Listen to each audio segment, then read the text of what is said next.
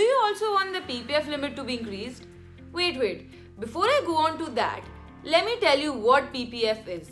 PPF, also known as Public Provident Fund, is an important financial instrument for tax saving and investment for the self-employed individuals, entrepreneurs, and professionals. In contrast to employed individuals who also have the option of contributing to Employees Provident Fund apart from PPF, self-employed assessees have only one tax-saving efficient option.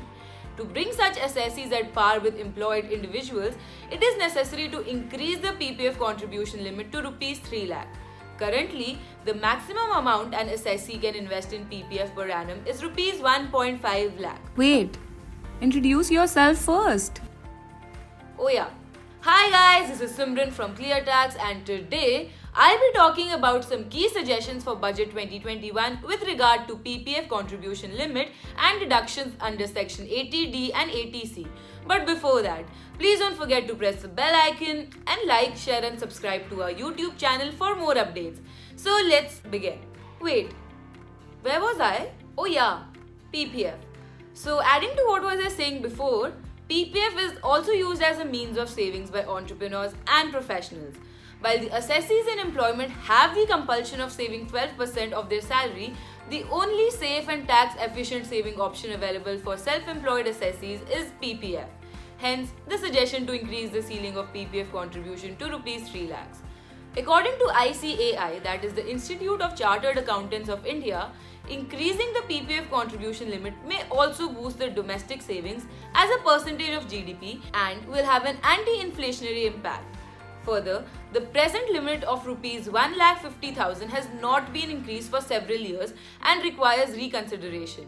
The revised monetary limit will help in increasing the savings of individuals and is necessary keeping in view the rate of inflation. Deductions under Section 80D.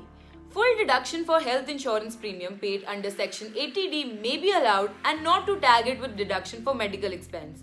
Apart from deduction for health insurance premium, a separate deduction for medical expenses incurred should be made available.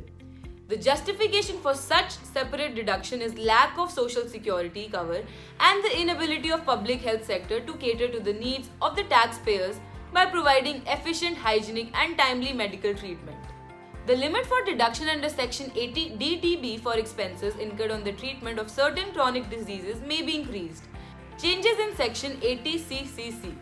As per Section 80CCC, if any contribution is made by the assessee to a pension fund and deduction is claimed under that section, all withdrawals from the scheme by the assessee are subjected to tax.